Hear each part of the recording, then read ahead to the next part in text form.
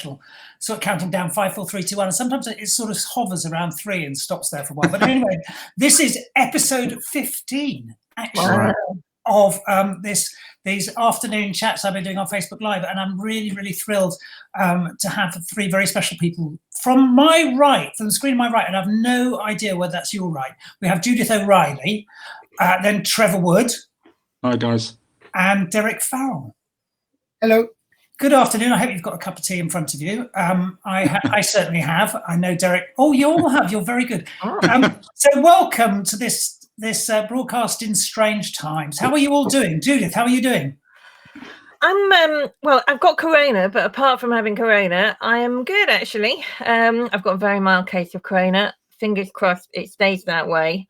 So yeah, apart from the fact that I might have to retreat from this screen with fever or cough, I'm all right. Good. Yes, I've had a book published. Was it last week? I mean, this is something weird about the time, isn't there? So, that's my book, and that's really perked me up. That is good. Timing not so necessarily good, is it? Though. I mean, it's quite. we're in strange times, aren't we? Well, we are in strange times. But I decided I could either get really mawkish about it, or regard it as an opportunity to learn about how to do something, because this is going to be the hardest time to launch a book ever, because frankly, even if you had a personal issue or a tragedy going on, the bookshops would still be open. Yeah. And obviously one of the things is, I like last week, I kept pointing people at places to buy the book, and they sort of shut around me as I pointed people at them. But I personally, Trevor's recently launched a book as well. Yeah. I have learned so much because I've made myself keep going. So I've reached out to people I wouldn't have reached out to. I've done, Facebook Lives, panels like this. And, I'm up and running on Instagram now. I wasn't really before. So it's been a learning opportunity for me as an author. It's been astonishing.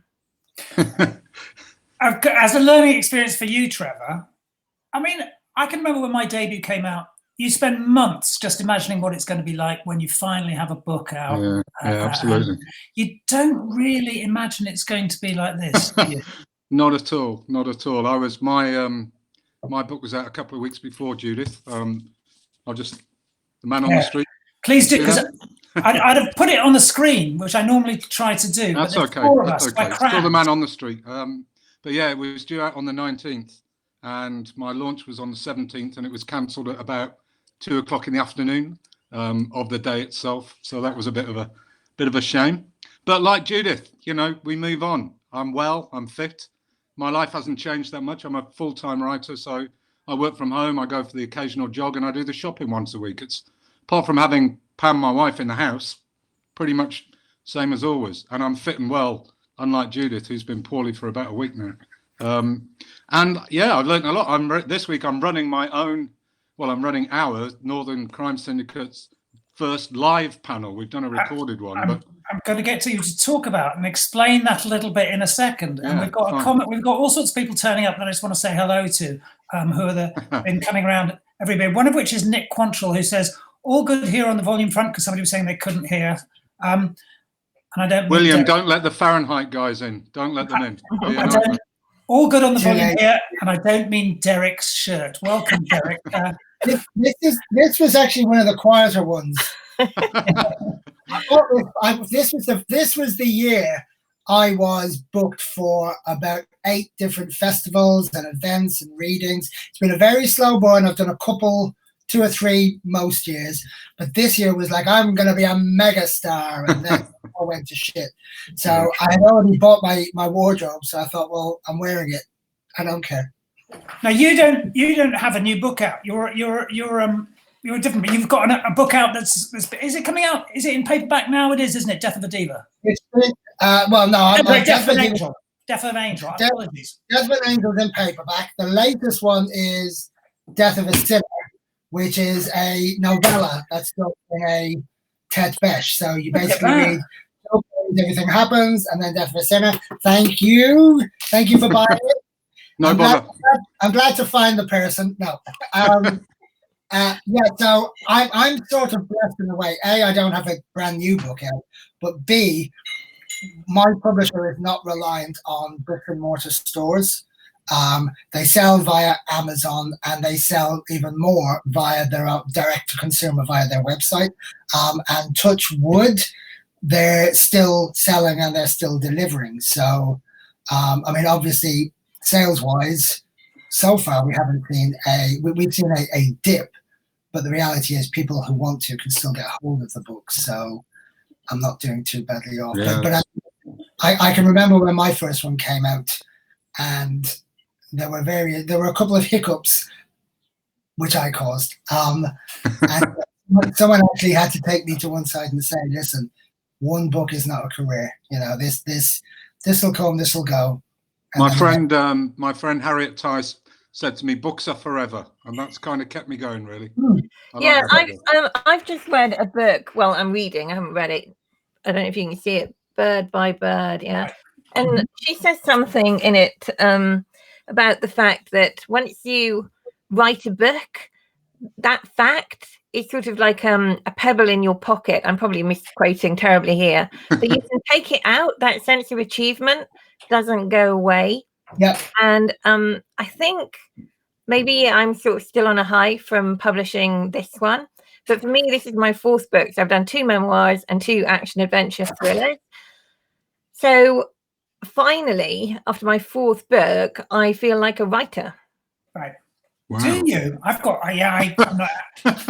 I've still got some way to go. But Derek, tell me about your publishers a bit, because it's interesting. Fahrenheit are an indie, and I think it's really interesting. Different, you know, the world's been, there've been certain advantages to being published certain ways and things like that. And so you think there's a bit of an advantage to being with Fahrenheit these days. I mean, they're a really respected little publisher that punch far above their weight and have a lot of credibility, I think. But you think there's actually, you know, there's some advantage now to being with an indie because they can presumably move around this. I mean, they've been downsized. I mean, we've talked about events in certain major bookstore chains where it becomes problematic because they can't source the product. So they basically don't necessarily want the people. It becomes problematic. That's in normal life. But actually, it flips around 180 at times like this, because it's a case of, fine, we're used to selling direct to the customer. We're used to doing whatever we can. We do random stuff. You know, the authors and the publishing house will not rely on a standard set of marketing tropes to drum up interest and get people into it. So for us, and I say for us meaning the publisher and for the authors, this has been a few days of, oh, what's going on? And then a couple of days of like, all right, what do we do now? How do we make this work? And so, you know, we've done, the publishing house is smart. They and honestly fun and generous and nice to be with. So they've done stuff like, at the moment, they recognize that most people are tight on money. So every day with an ebook, it's up there. It's free for 24 hours. Take it. If you're short on cash and you want to read, grab it. There's a lot of stuff that the authors themselves have been doing. We've set up a YouTube channel called Farrell at the Bar. We're doing Fahrenheit Fridays, where we're doing, at the moment, it's recorded readings. And the idea is everyone's got to grab a drink and then have a drink and then do the reading. Last week we had an undisclosed alcoholic beverage in a mug. That was the American.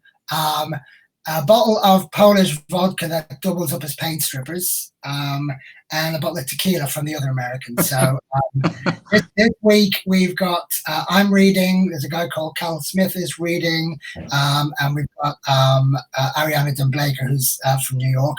And we're planning to sort of expand that out. We've been talking about panel shows. So I'm keen to get technology, because this technology is great.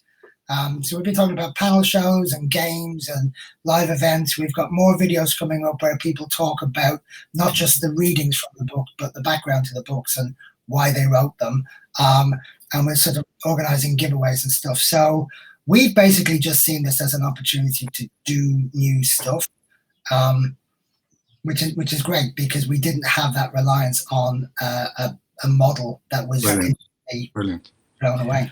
William, when I was out on submission and I wasn't sure I was going to get a deal, I had like a secret shortlist of other publishers, and Fahrenheit were at the top. They're great. You can see why. If you haven't been published yet, guys out there, have a look at their submission guidelines. They're brilliant. But take a have a look at their submission guidelines. I was just looking on Amazon, and I saw Curse the Days currently on Kindle for £1, Judith, as well. So presumably that's as well that this is the time to get. You know more than me. Yeah. Well, yeah, great. Buy it immediately. Exactly. It's very brilliant. good value. Brilliant. There's a lot of words in it for that. While you're talking there, I was just thinking, traditionally sort of TV and box sets and, subscription sort of channels have been taking people's time away from reading and books.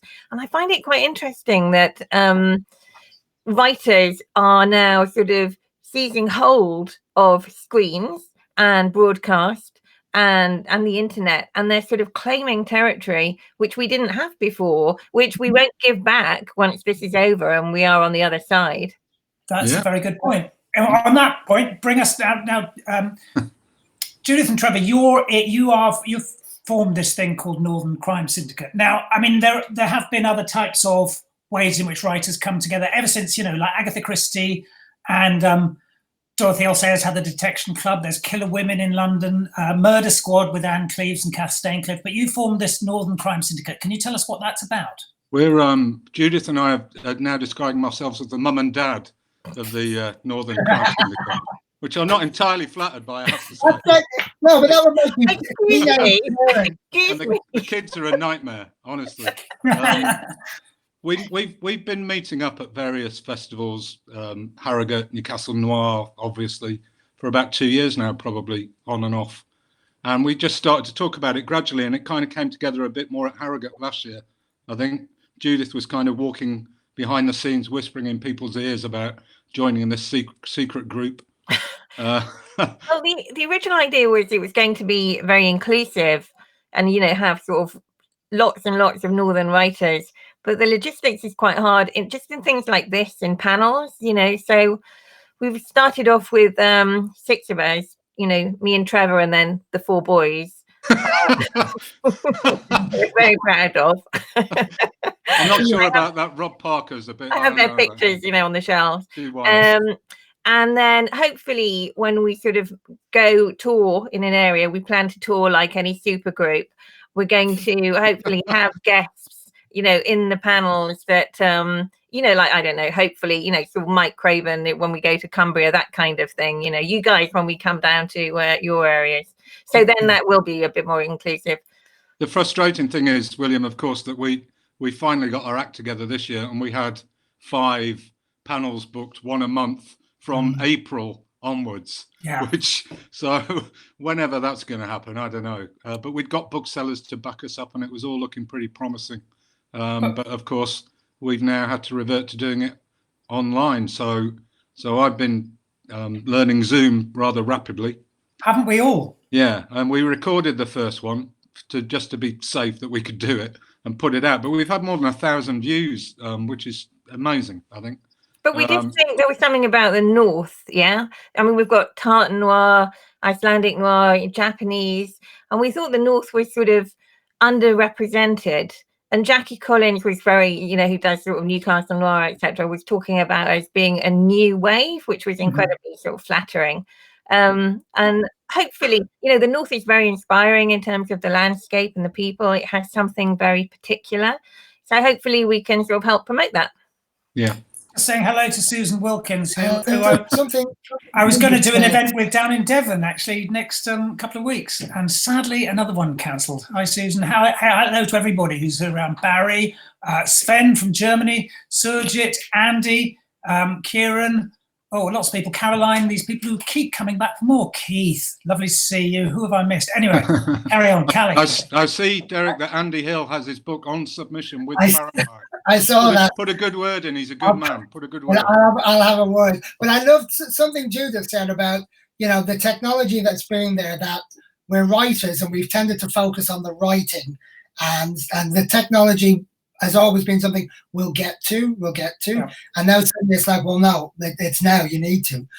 Yeah. And the thing I found, I mean, the last couple of weeks with Farrell at the Bar, the YouTube channel, was, oh, this is a piece of cake, and it was like, Jesus, I'm having brain ache trying to make it work, but then it clicks and it works, and you think, okay. Yeah. For me, the key thing here is this has opened the door to say some of this stuff you won't be able to do instantly. In the same way you didn't write a novel instantly, it took time, but we're creative people who are used to taking 2 steps forward, 1 step back, and processing it onwards. And I think you're right, Judith. I think this is going to put a lot of writers who would previously have left the technology to their publishers or other people. It's going to put a lot of us into a place where we're like, oh. Yeah, and people are very forgiving as well. It doesn't matter if it's not perfect. Yeah. I know that you're learning on the job. Better if it's not.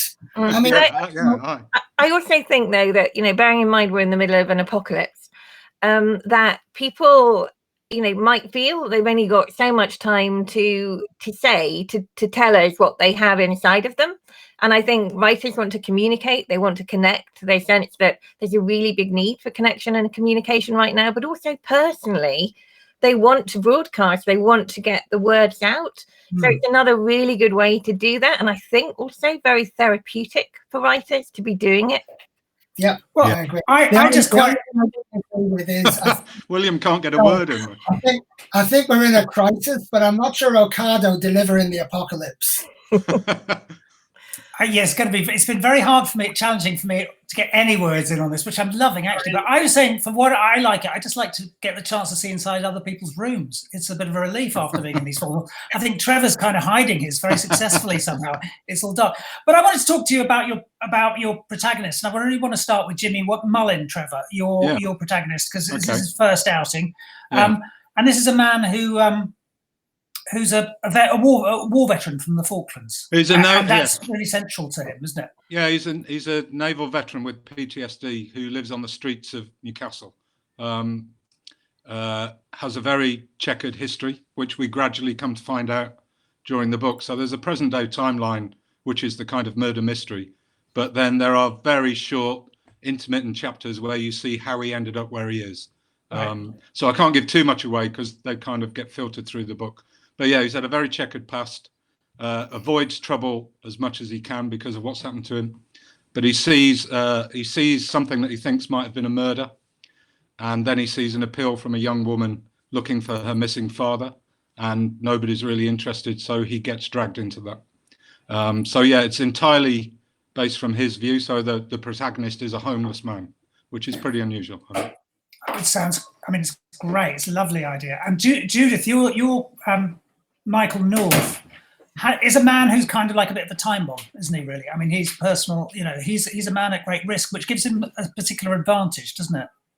Yeah, he's young and sexy and reckless. And part of that is down to the fact, I mean, he's also a former soldier, but he was wounded in combat. So he's actually carrying around a bullet in his brain that I did do various sort of neuroscience research, bits of neuroscience research and stuff, and I can just about get away with. But what that means is that if he sneezes wrong or if he's at the wrong end of a punch, he could literally die. He could die at any second. Right. And what that means is it gives him this great compulsion to do his duty, to make a difference, to do something that matters, to give his life some kind of meaning. And it also makes him reckless, as I say, because fundamentally, if he's going to die, he might as well die. So they're also kind of classic PI formats in a certain extent. And actually, Derek, Danny Bird is probably more, because he's like a man who runs a bar. Yeah, he's an everyman, deliberately so. There's nothing particularly special about him from the outside. He's got an integrity, which is largely what drives the stories. They're usually there are narratives in them where somebody will have died, and in at least a couple of them, the general consensus from the police and so on is, well, shit happens in a big city. And, we don't really have the time to look at, particularly Death of a Nobody and Death of an Angel, where what drives him to do it is that realization that, as he says in Death of a Nobody, everybody has value and nobody should ever be killed or killed without having somebody to take care of this and look out for and try and resolve this. So yeah, he doesn't have any bullets or any war wounds anywhere. So he's nowhere near as exciting as it sounds like, though, the point is, isn't it? It sounds like all our protagonists have integrity. And the idea is that it doesn't matter where you come from or what your life is, you can still have integrity, and that's important. Yeah. Okay, I think that's vital in crime fiction, because if you don't have, sorry. No, I'm going to have to. No, can you carry on? Finish your sentence. It's the only way I'm going to get anything. Carry on, Derek. Yeah, I mean, next. It would be better if you could remotely mute. I think integrity is what drives. I mean, right from the early days of crime fiction, it's that code of honor. Yeah, absolutely. I agree. Now I want to put Jimmy, Michael, and Danny in lockdown together in the same house. How are they going to get along? Oh, that'd be great. That'd be great.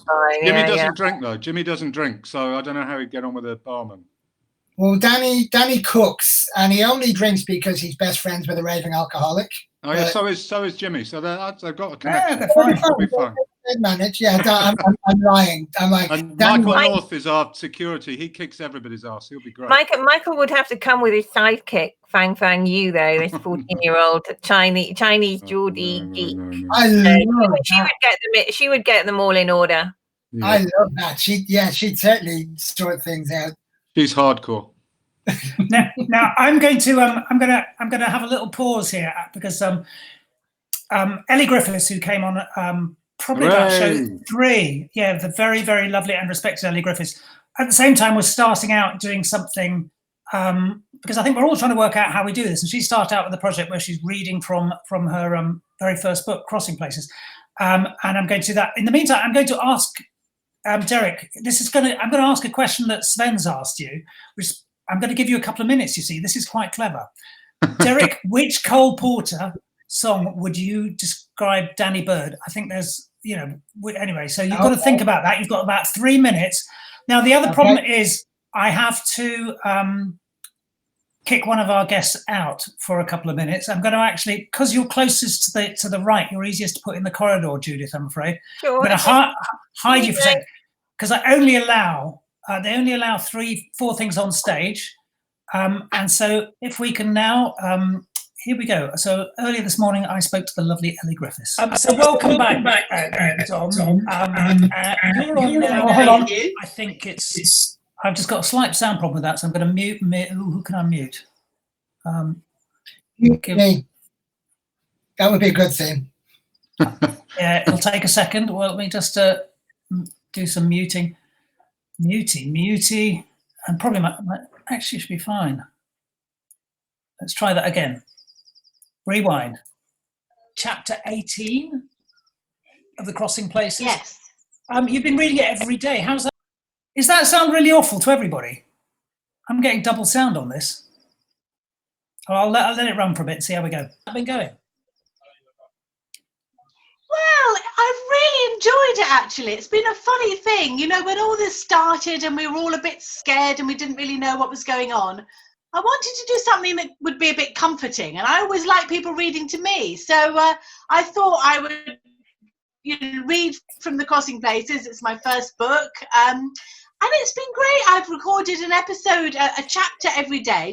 I just do it on my phone. It's not very good video. The cat stood in front of the camera for one of them. But people have seemed to like it.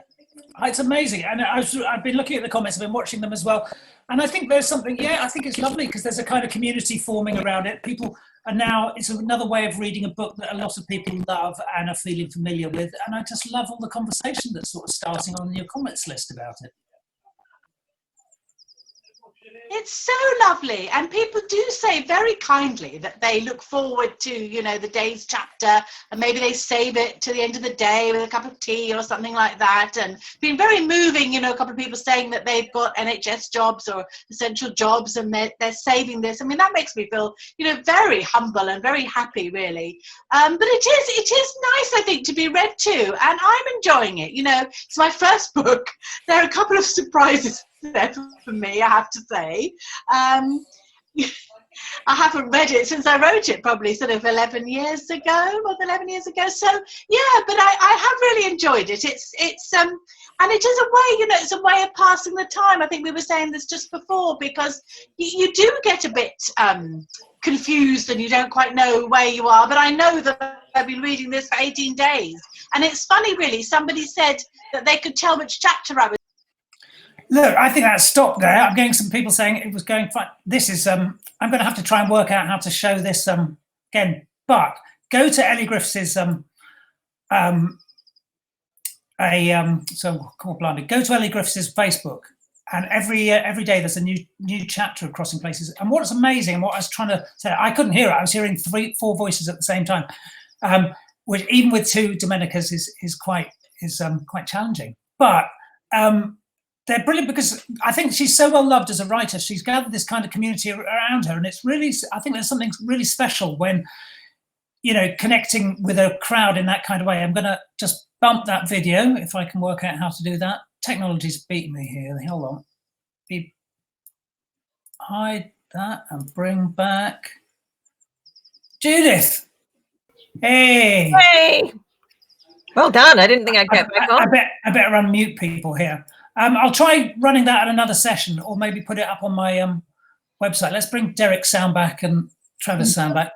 I must get better at this, really. Maybe I need a producer. You're doing really well, actually. I mean, amazing, to do the interviewing and all the technology and be an outstanding writer, that is going really well. Very, very, very good. Domenica said it's on my Facebook. Judith's after another invite back, I think. I haven't got a word in with Derek. That's not true. Derek, anyway, you've got your question now. What's Sven's question? So I love that question. Which Cole Porter song? Which Cole Porter song? I adore Cole Porter, so thank God I do, because if he tried some of the other Golden Age composers, I'd have been completely stumped. So I went. Originally, I thought, because one of the things I love with Cole Porter is the lyrics. So originally I thought Brush Up Your Shakespeare, because it features the line, if they say your behavior is heinous, kick them right in the Coriolanus, which has never failed to make me laugh. But then I decided I'd go for Anything Goes, because it features the line, good writers who once searched for better words now only use 4-letter words writing prose. And I did end up in a bit of a Twitter spat with a really big author who suggested that people who have too many 4-letter words in their books really aren't that good at writing. Whoa. And it sort of, I think the publisher had to get in touch with me when I said, I'm not taking literary criticism from the man who invented Rambo. At which point Fahrenheit said he sold 10 million books, back off. I'm also, could you have come up with that straight away, that answer? Because that's genius. Whenever anybody asks me a question like that, I'm completely flummoxed. But that was a brilliant answer. Anyway, you know your Cole Porter. Could you have done it straight off the top of your hat? Yeah, those two definitely. And there's another one which is very little known, which is called I've Got a Shooting. Oh, I can't remember the exact title, but I've got a recording from 1933 with Bing Crosby. And it's basically a list of places where these people have their houses, like a little villa in Rome and a shooting place in Scotland. It's brilliant. I'll find it and put it on Facebook later on for you. That's a great lyric as well. Thanks for the very kind comment, Callie. That's lovely, because that's C.L. Taylor, fantastic writer. I'm going to be wrapping it up fairly soon, but can I just ask what you're all working on now? Book 3 in the series. Book 3 and 4. I've my book 2 edits are just about finished now. My editor's said that she's got 2 small notes to send back to me, so I'm waiting for that. And just two. I know. Well, it's the second go, so yeah, it's fine. And I think at the moment, I know it's volatile, but the ebook is out in October of that, I think, called One Way Street. Oh, brilliant. Okay, fantastic. How's about yourself, Derek? Well, I've just finished a really, really dark short story because Fahrenheit are doing this thing called Farrenzine, which is like tiny little, it's literally just print tiny short stories. Oh, yeah.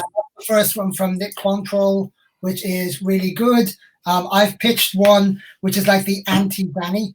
It's about an enforcer for a really, really awful gangster, and he's a horrible person.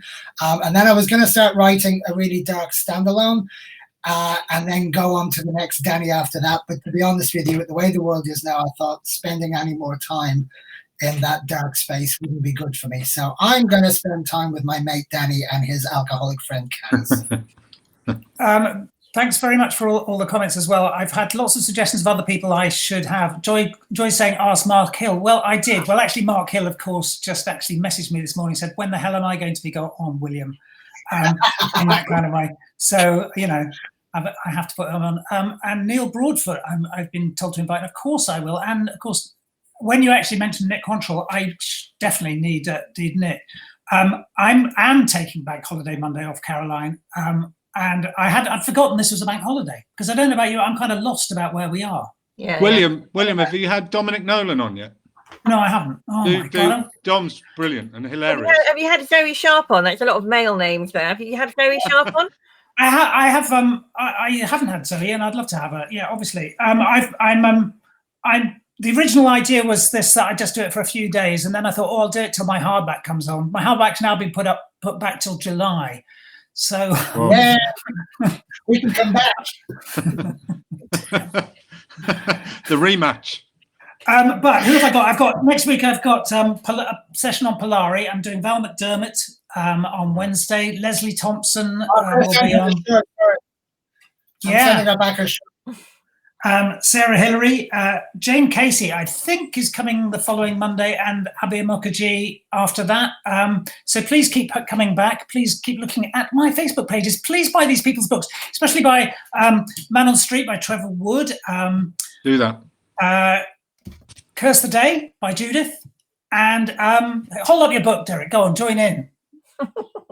You're missing out. Oh, have you frozen, Derek? I think he has. Is he just gone very still? Trevor, you might have to hold up Derek's book for Bad moment, Derek. Bad moment. Well, anyway, all Derek's books because they're just gorgeous. And Danny Bird's a great character. It's really funny. Actually, there you go. Very good. There you go. It's a shame. Actually, he looks good like that. I was occasionally thinking we should all just do that anyway. I wish I could put it in front of Derek's face, but the technology doesn't allow me. Sorry. Anyway, thanks so much, Thank you all three of you. It's been a real pleasure. And have a great weekend and keep well. And I hope you carry on getting better, Judith. Thank you. Me too. Nice to meet you all, guys. All right. Bye-bye. Over and out, folks.